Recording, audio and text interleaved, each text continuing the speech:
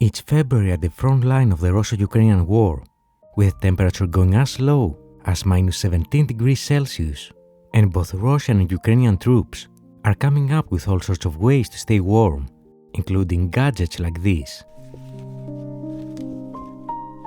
The simple, commercially available, inexpensive, but practical device to stay warm in extreme cold situations, an electric heated insole. Knowing that, Ukraine's intelligence service came up with an elaborate supply chain attack operation.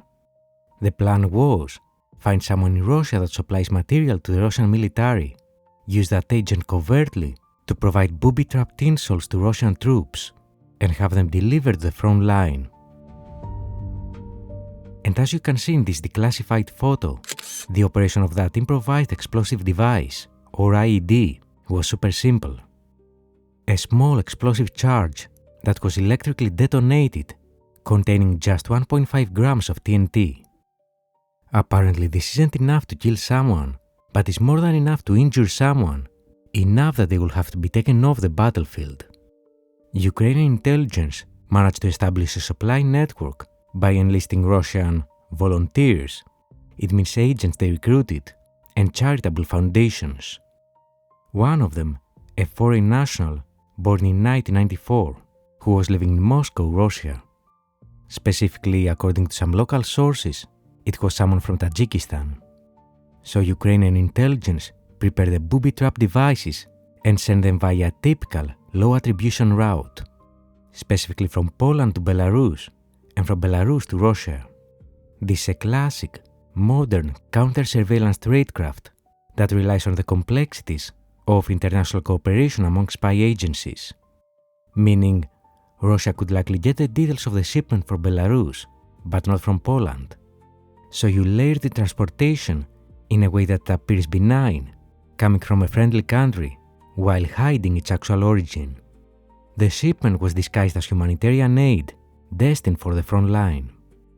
It's not publicly known how, but somehow Russia's FSB, the Federal Security Service, had learned about it and intercepted it when it was received by a Moscow-based transport and logistics company. And here is the actual footage released by the FSB.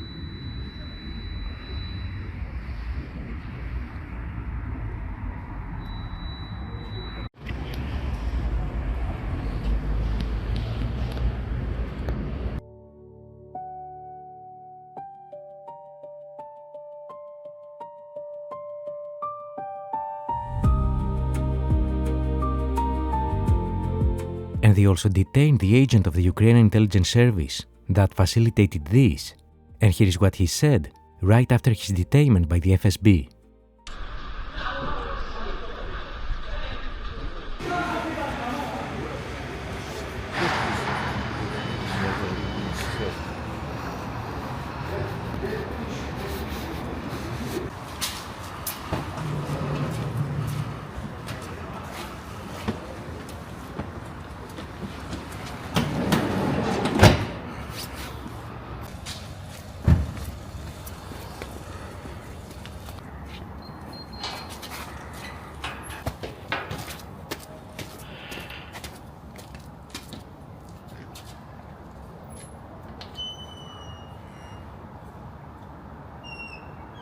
Я приехал в Москве, карго работаю. Там один номер клиенту познакомить. Он через мой карго заказал груз. Сегодня еще он 6 коробок еще мне скин отправлю. В коробка лежит стельки для обуви. После разгрузки мне задержали. Along with that footage, they also released another one showing a disassembled UAV, which, according to the FSB, the agent attempted to purchase to be used against targets inside Russia. Here is the FSB footage of the disassembled UAV.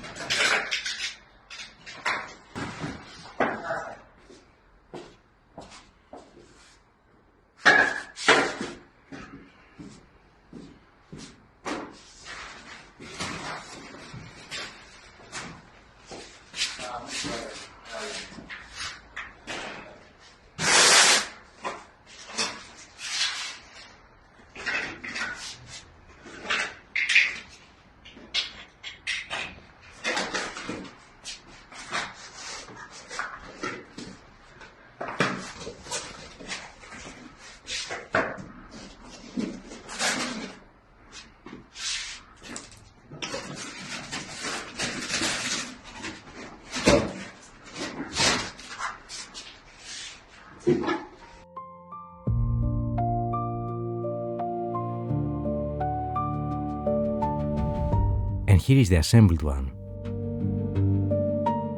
According to explosives experts from the FSB, when insoles are connected to a power source, detonation occurs, designed to tear off part of a serviceman's limb when used during combat operations. Basically, the only thing they did was to disconnect the power cable from the heater.